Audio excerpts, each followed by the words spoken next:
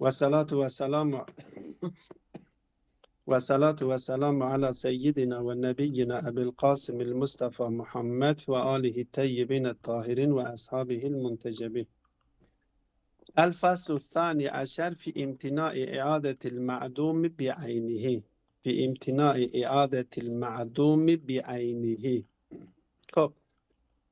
Biz bu birinci merhalenin normalde bu Bidayetül Hikme kitabı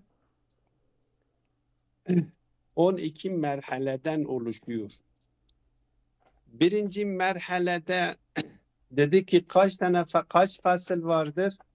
Birinci merhalede demişti ki 12 fasıl vardır. Yani birinci merhalenin son faslını işliyoruz. Bu son fasılda bir iddia ortaya atılıyor.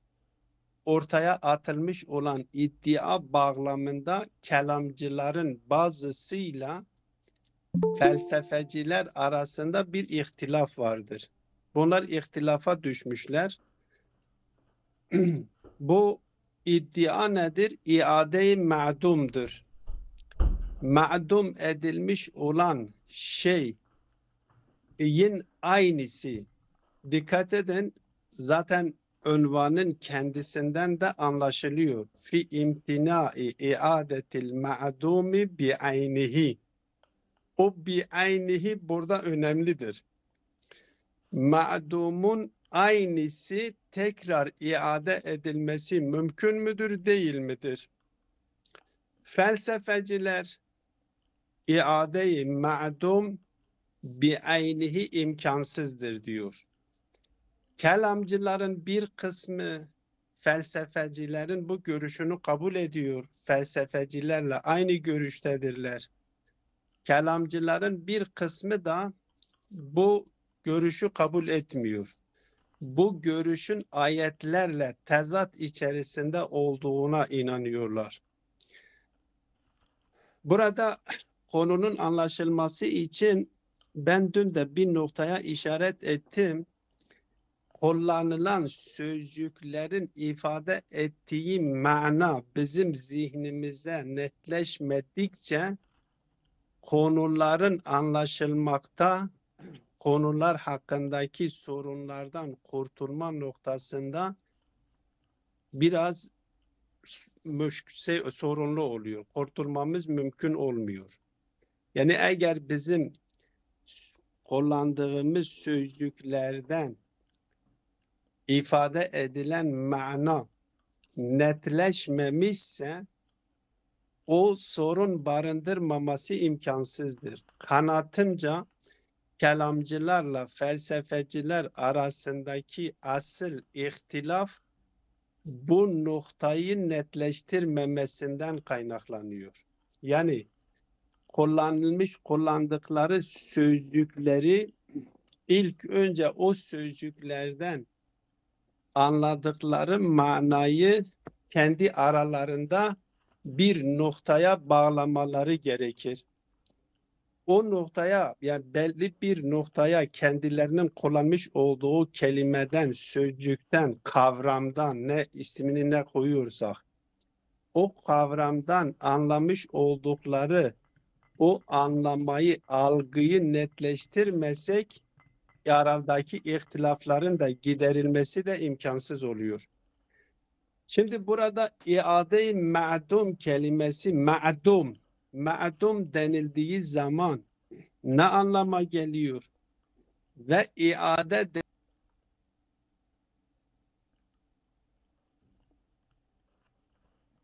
Seydan'ın sesi gitti mi? Ayrıldı. Birazdan gelir Evet. inşallah.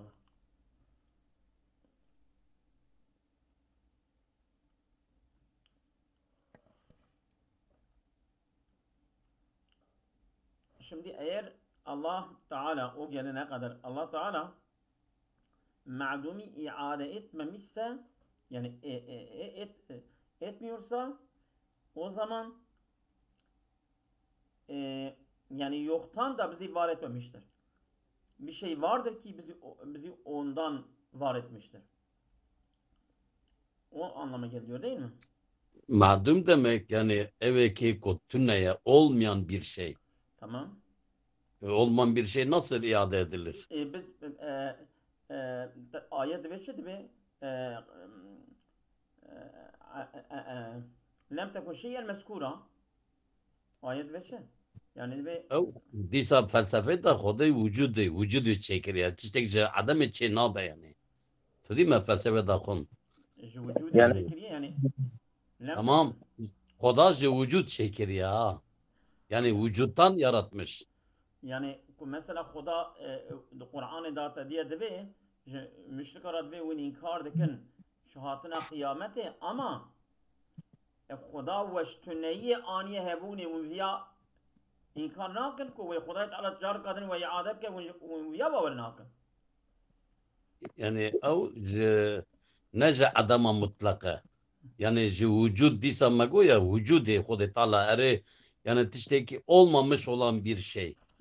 Yani olmamış olan bir şey iken sizi icat etti, var etti. Vücut verdi.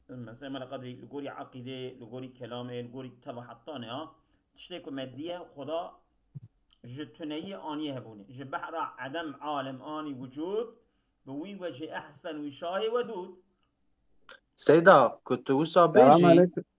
Selam Aleyküm. aleyküm ve rahmetullah. عليكم السلام ورحمة Aleykümselam. الله وبركاته. Bağışlayın, benim telefonumda bir sorun çıktı. Evet. Kesildi. Allah mala şahidin tamam ki kerem ki cevap akın. Ben şey diyecektim. Yani Seyda'ya Maraşak Hilal'di ben şey zannettim. Evet buyurun. haklı olabilir ama sen şunu diyebilirsin. Ha, diyebilirsin. Yani Xuda işte nebune çetke rast ez bawer dikim ama kutubeji ya aklen ez çava aklen ispat bikim tinkari ispat ya aklen ne mümkün ekvere ispat kirna. Titkari bawer ki ama kutubeji ez aklen bitişti ispat kim te aklen nikari ispat ya. Yani Aklen ne mümkün e kutuşki işte nebune vere hebune ya. Aklen ha. Liguri aklema. عقلا قيامة شو هي؟ Neyse hocamız hanıma geldi bahsetsin. Murat hocam buyurun. Hop. O bizim burada iadeden kast edilen mana nedir? Ma'dumdan kast edilen mana nedir? Bu netleşirse sanırım kelamcılarla felsefeciler arasındaki o ihtilaf da kalkmış olur. Hop. İade-i ma'dum dediğimiz zaman iadeden kast edilen mana nedir? 3 tane mana zikredilmiştir. İade denildiği zaman. Mesela bir şey çözülmüş, parçalanmış ve hiçbir parçaları dağılmış.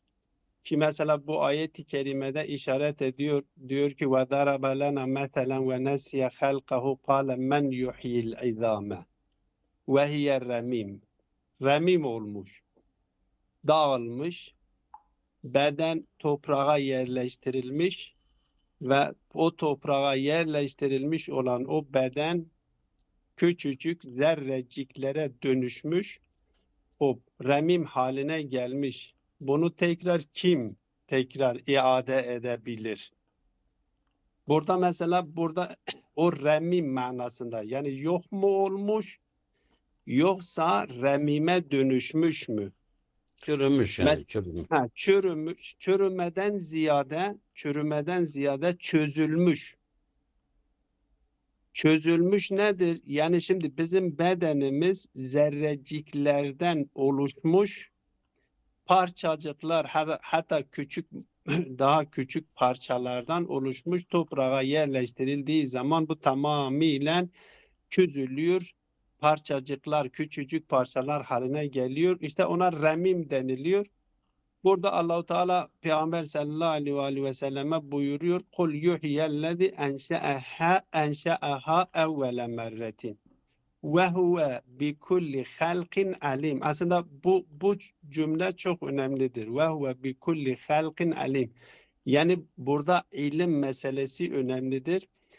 Bir beden şeye yerleştirildiği zaman bir beden toprağa yerleştirildikten sonra ruh çıktıktan sonra toprağa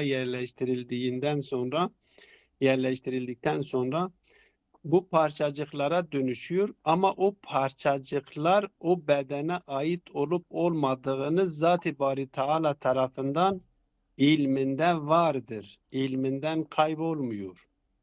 O ne kadar zerrecikler de olsa o alim kelimesi ki siga-i faildir, mübalağadır. Yani o zerreciklerin tamamını biliyor. O zerrecikleri tamamını bilen varlık onları tekrar yan yana getirip onları tekrar o şeye ihya edemez mi? Edebilir diyor. Yani buradaki iadeden maksat nedir? Bir vardır ki biz parçalanmış zerrecik haline gelmiş ve zerrecik haline gelmiş olanları tekrar parçaları birleştirerek o ölmüş olanını tekrar geri yeniden ihya eder. İade bu anlamda mıdır? Bu anlamda felsefeciler zaten bu anlamda kabul ediyor.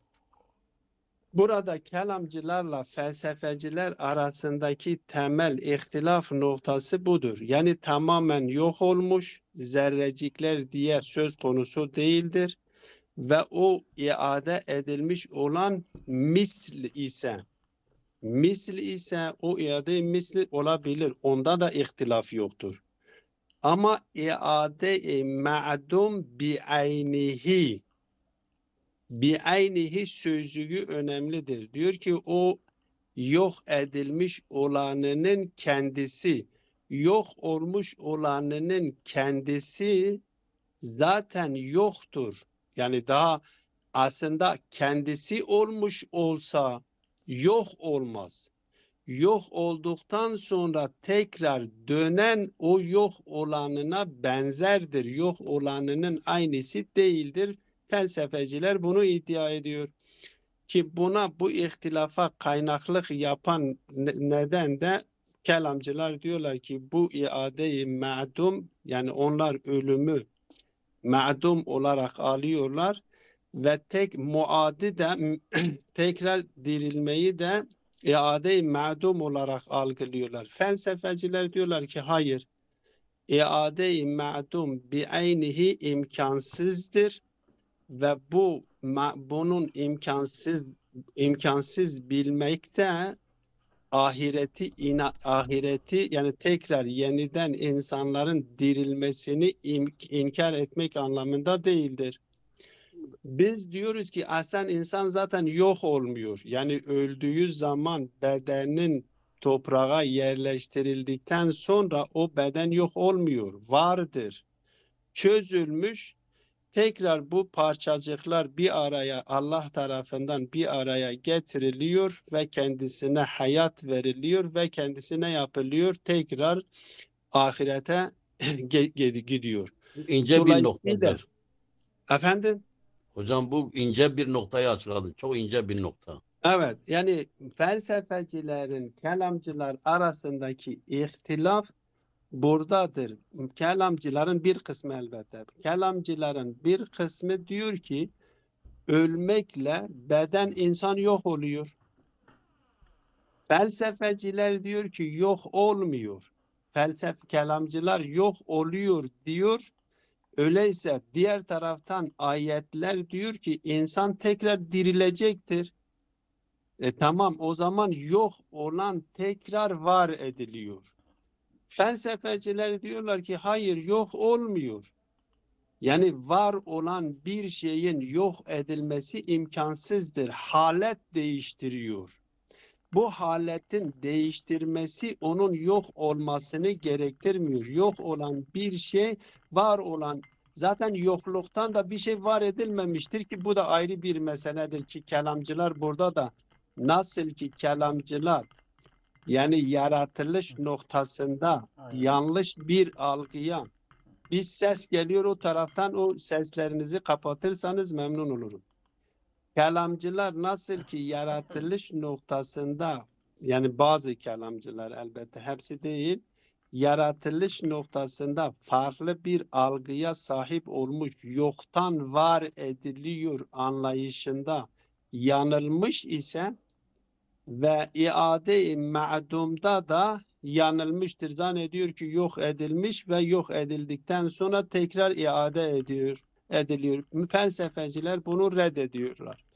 Öyleyse buradaki iddia budur. Kelamcılarla felsefeciler arasında böyle bir iddia bu iddiada bu konuda ihtilaf vardır.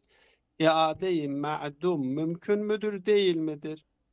Birisi diyor ki iade-i ma'dum mümkün değildir. Elbette iade-i ma'dum bi'aynihi mislihi olabilir. Bi'aynihi mümkün değildir.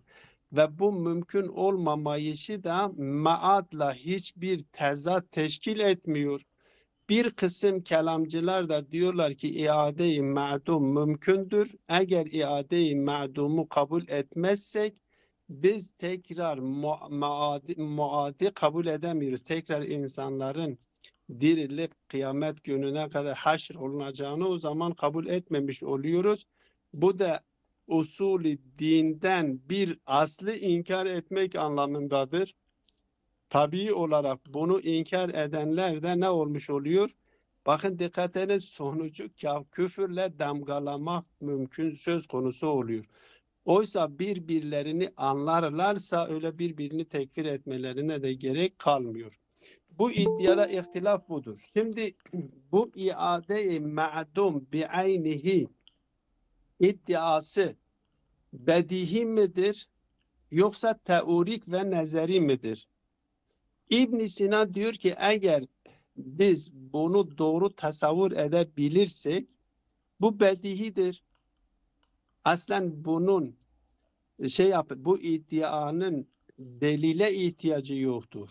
Sadece ve sadece iade manasını anlarsak, ma'dumu bi'aynihini anlarsak o zaman mumteni'un kelimesinin de ne ifade ettiğini anlarsak tasdik etmesi için yeterlidir. Yani mevzuun tasavvur edilmesi, mahmulun tasavvur edilmesi onu kabul etmesi için yeterlidir. Başka bir delile, başka bir ilme ihtiyaç yoktur. Sadece mevzuu tasavvur edin, mahmulu tasavvur edin. Siz onu kabul ediyor, tasdik etmek zorundasın. Hatta bedihi bilgilere, felsefe ve mantıkta bedihi bilgilere zaruri diyorlar. El-ilmu daruriye. İlmi daruri niye zaruri deniliyor? Yani insan zorunlu olarak kabul etmek zorundadır. İnkar edemez. Delile ihtiyacı yoktur. Delile artık başka bir bilgiyi araya sokmaya gerek kalmıyor. Sadece mevzuunu tasavvur ederseniz, mahmulunu tasavvur ederseniz kabul etmemeniz imkansızdır. Mesela ben bazen arkadaşlara diyorum şu iddiayı mesela dikkat edin. Yaratıcı yarattığını herkesten daha iyi bilir. Yaratıcı yarattığını herkesten daha iyi bilir. Şimdi yaratıcının ne anlama geldiğini, yaratmanın ne anlama geldiğini bilirse bir insan zaten yaratıcının yarattığını herkesten daha iyi bildiğini inkar etmesi imkansızdır. Çünkü yaratmak yaratıcının bilgisinin tezahürüdür. Eğer yaratıcının bilgisinde o yaratacağı şey yoksa onu nasıl var edecek? Onu nasıl yaratacak? Dikkat edin. Yani bedihi dediğimiz zaman budur. Mevzuu tahlil ediyoruz. Mahmulu tasavvur ediyoruz. Mevzuyla mahmul tasavvur edildiği zaman kabul etmemek imkansızdır. İbn Sina diyor evet. Diyor ki buradaki bu iddia böyledir. Bedihidir. Bir kısım felsefeciler de bunu bedihi olmakla beraber, bedihi olduğunu kabul etmekle beraber yine ispatlamak için delil getirmişler. 4 tane delil bu iddia için burada zikredilmiştir. O 4 tane delillerden bir tanesi ben daha ayrıyeten söylemiyorum. Metin üzerinden açıklamaya çalışırız. Ben metne başlıyorum.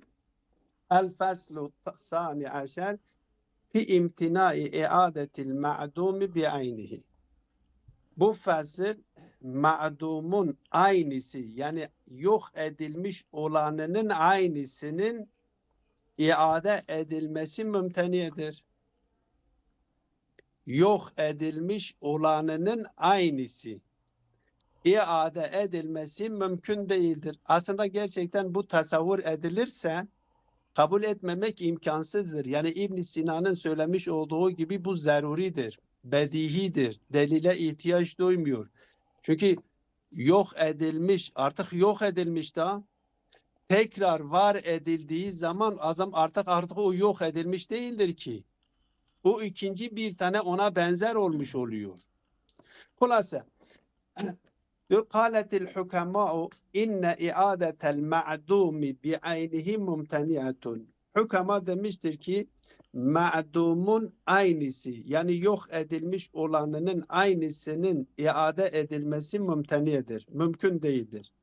Ve tebe'ahum fihi ba'dul mutekellimine. Bazı mütekellimler de felsefecilerin bu görüşünü kabul etmişler. Onları kabul etmişler. Onların bu iddialarını kabul etmişler. Ve ekseruhum alel cevazi. Buradaki cevazlar biliyorsunuz ki felsefedeki cevazlar yani mümkünün anlamındadır. Felsefede cevaz kelimesi mümkün anlamındadır. Yani ve ekseruhum alel mümkini. Diyorlar ki iadetul ma'dumi bi'aynihi mümkünun. Bazı mütekellimlerin ekseriyeti de bunu diyor. Ve kad adde şeyhu. Şeyh buradan maksat İbn Sina'dır. Diyor ki ve kad adde şeyhu imtina'e iadetil ma'dumi daruriyen.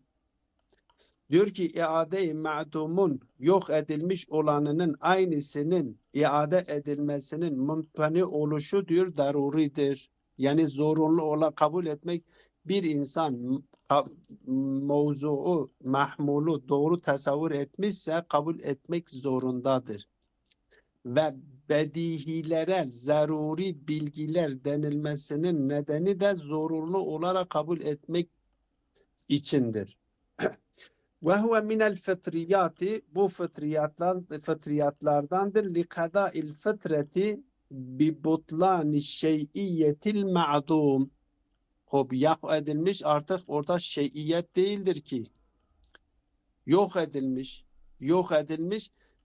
Elbette bunu tekrar hatırlatmakta yarar vardır. Ben söylemiştim. Yani bu mütekellimlerin yoktan var ediliyor anlayışında yanlış yaptıkları gibi burada da yanlış yapıyorlar.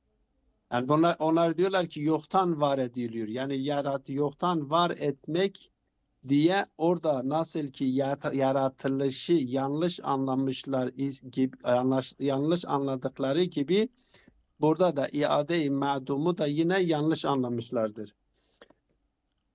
Diyor ki لِقَضَاءِ الْفَتْرَةِ بِبُطْلَانِ شَيْئِيَّةِ الْمَعْدُومِ Ma'dum olan şeyiyet değildir. Aslında butlan-ı mehzdir. Butlan olan bir şey artık tekrar onu iade etmesi imkansızdır. فَلَا يُتَّسَفُ بِالْاِعَادَةِ İade ile vasıflandırılması söz konusu değildir. Bu İbn Sina'nın görüşüdür. İbn Sina diyor iade-i ma'dum mümteni oluşu bedihidir.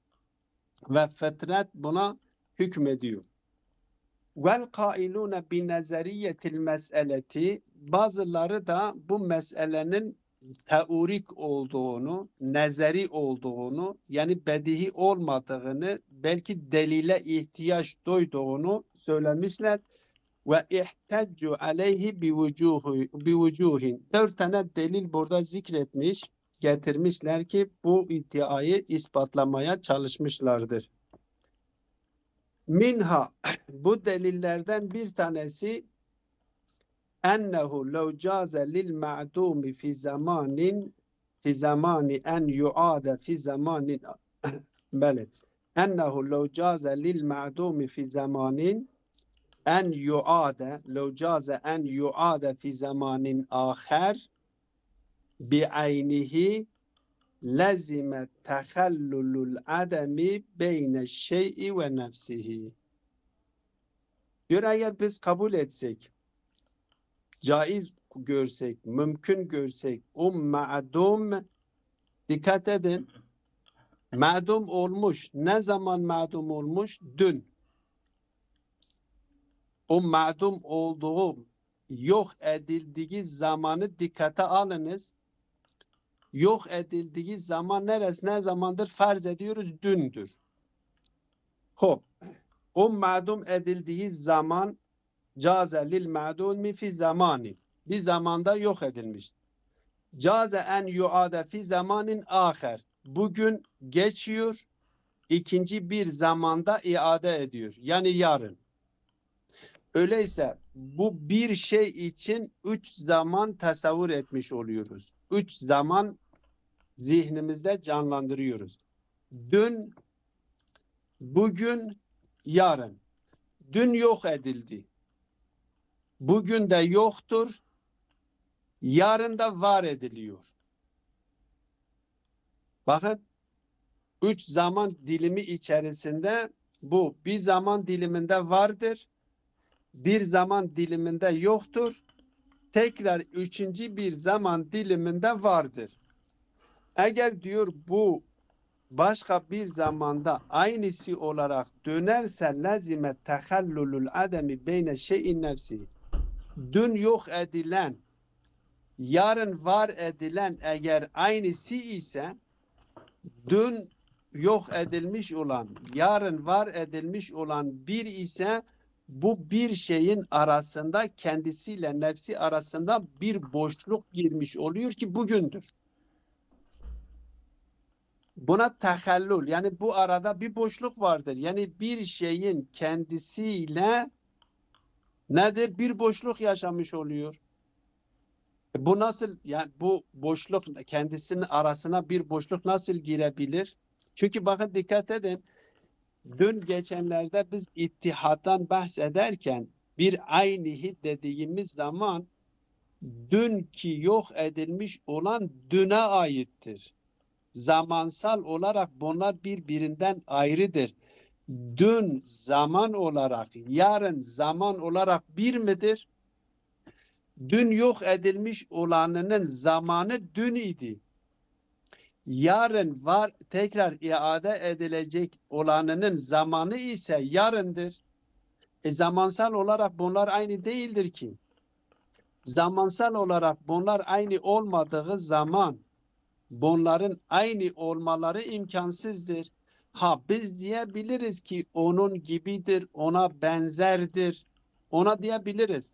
Ama bir şeyin %100 aynı olabilmesi için hem mekansal olarak, hem zamansal olarak, hem vücutsal olarak bir olması gerekiyor. Ama burada en azından zamanları bir değildir. Biz dedik tenakuz ne zaman meydana geliyor? Hem bir aynı zamanda, aynı mekanda tenakuz için zikrettiğimiz o 8 tane şartlardan bir tanesi de mekanı bir olacak, zamanı bir olacak. Burada bu ikisinin zamanı farklıdır. Bunu ikisinin zamanı farklı olduğu zaman bir aynihi nasıl diyebiliriz? Diyoruz bir aynihi diyemeyiz.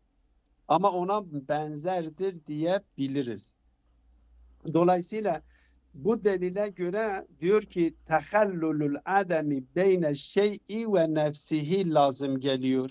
Eğer iadeyi ma'dum bi'aynihi kabul edersek tehallulul ademi beyne şey'i ve nefsihi lazım gelir. Tehallul beyne şey'i ve nefsihi de nedir? İmkansızdır, muhaldir. Dolayısıyla bu iade-i ma'dum imkansızdır. Diyor ve huve muhalun. Bu da muhaldir. Yani tehallulul ademi beyne şey'i ve nefsihi muhalun. Niye? لِأَنَّهُ حَيْنَئِذٍ يَكُونُ مَوْجُودًا بِعَيْنِهِ فِي الزَّمَانَيْنِ بَيْنَهُمَا عَدَمٌ مُتَخَلِّلٌ. İkisi arasında ne vardır? Bir zaman, kendi nefsi arasında bir zaman girmiş oluyor. Bu da muhaldir. Yani bir şeyin kendisiyle zaman araya girmesi imkansızdır. Dolayısıyla iade-i ma'dum bi'aynihi imkansızdır. Bu birinci delil. İkinci delil. Hüccetun uhra. İkinci delil. Bu ikinci delil de testelzimu vahdetel kethiri. Yani eğer biz iade-i ma'dum bi'aynihi kabul edersek ne lazım gelir? Bir şeyin bir olduğu halde iki olması gerekiyor. Bir şeyin bir olması halde iki. Yani bir olması halde kesir olması gerekiyor. Bir şey birse kesir değildir. Kesir ise bir değildir.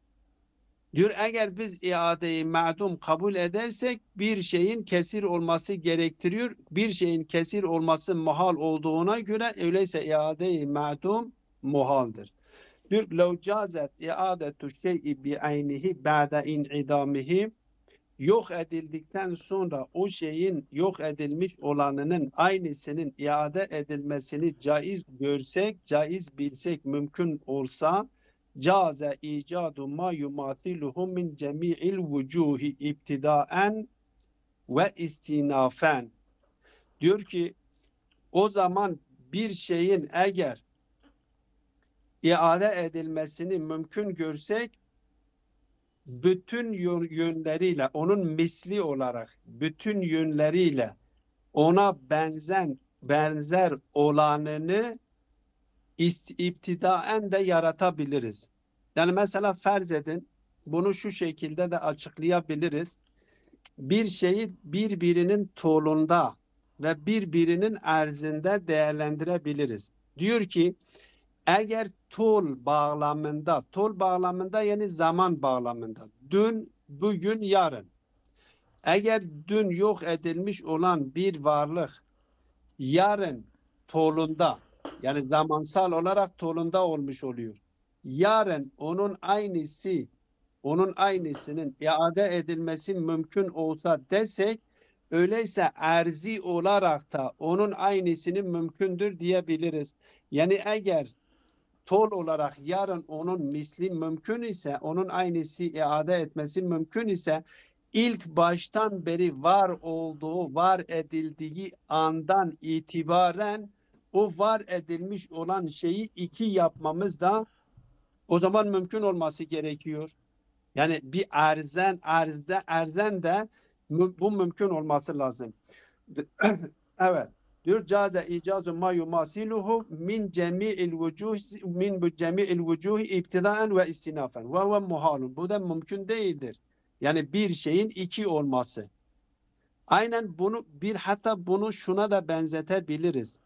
Eğer bir şeyin aynısı iade edilmesi mümkün olmuş olsa iki tane vacibin farz edilmesi de iki tane vacibin düşünülmesi de mümkündür.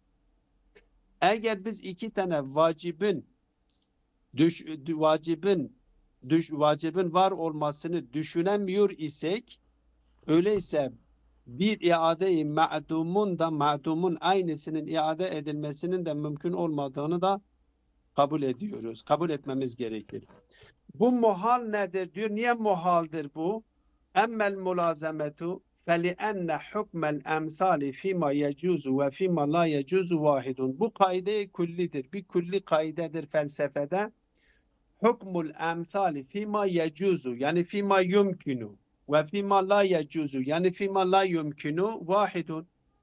İki tane misli düşünüyor isek o iki tane şey birbirine benziyor ise o zaman kendisi için mümkün, o bir tanesi için ne mümkün ise ikincisi için de mümkündür. İkinci için ne mümkünse birinci için de mümkündür. Ve birinci için ne mümkün değilse ikinci için de mümkün değildir. İkinci için ne mümkün değilse birinci için de mümkün değildir.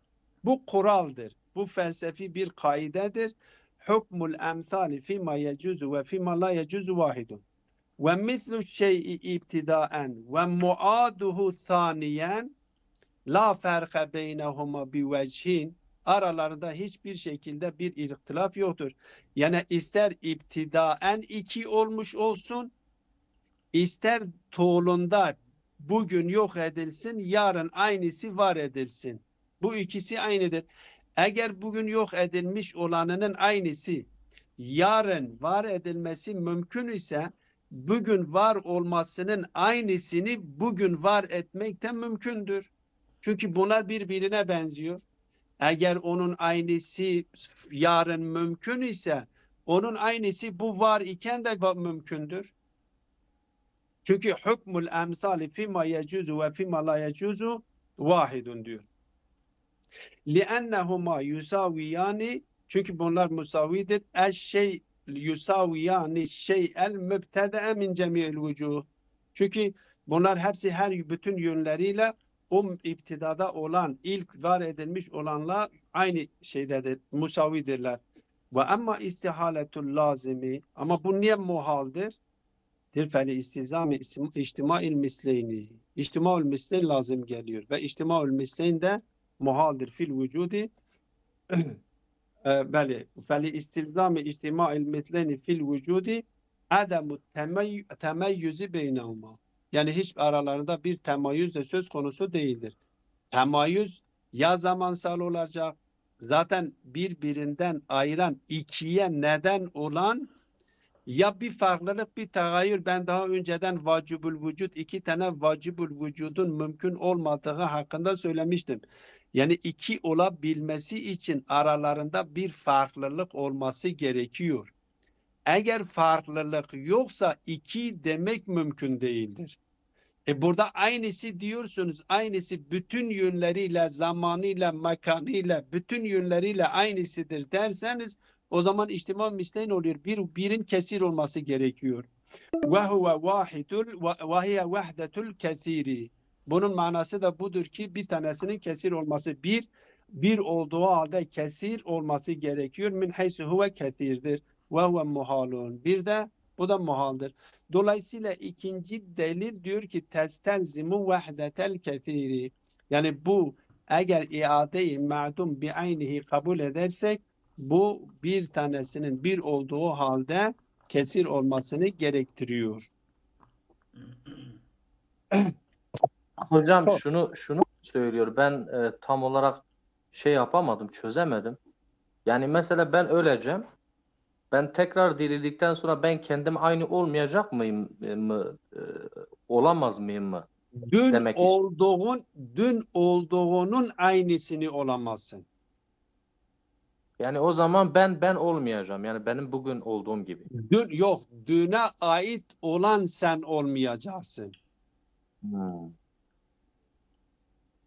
Sen düne ait olanın bugüne ait olanının aynısı mıdır?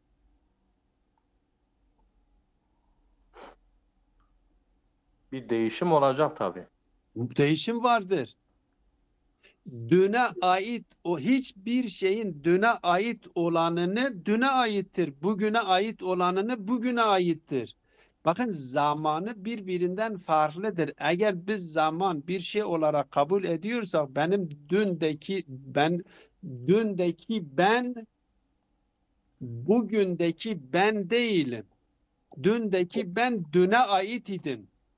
Eğer ben desem ki bugündeki ben dünedeki benle aynıyım dersem o zaman zamanımız bir de olması gerekiyor. Yani bu noktada değişimi de kabul ediyoruz. Yani değişim, Kabul dönüşüm. etmek zorundayız. Evet. Dolayısıyla yani bir benzerliktir. Onun için felsefeciler diyorlar ki beden şeye yerleştirildiği vakit beden mütekellimler diyorlar ki şey yok oluyor. Yani ölümle insan yok oluyor. Beden yok oluyor ve yok olduktan sonra tekrar var ediliyor. Felsefeciler diyor ben o işaret ettiğim o ayette oradaki o nokta bi kulli halkin alim o çok önemlidir. O Allah'ın bilgisinde vardır o. Yok olmuyor ki. Burada Çözülmüş. özür dilerim hocam. Çok güzel söylediniz. Ustad Bediüzzaman bir sürü aklıma geldi. Diyor ölüm yokluk değil, adam değil. Evet.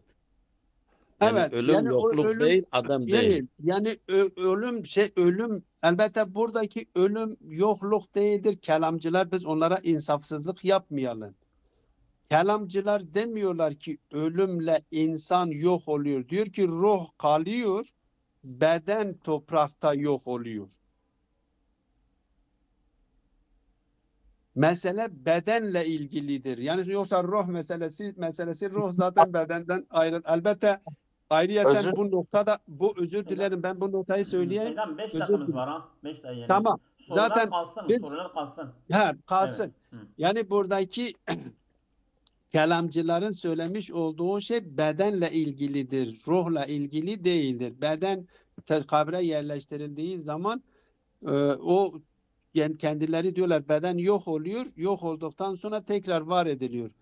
Felsefeciler de diyorlar hayır yok edilmiyor. Çözülüyor.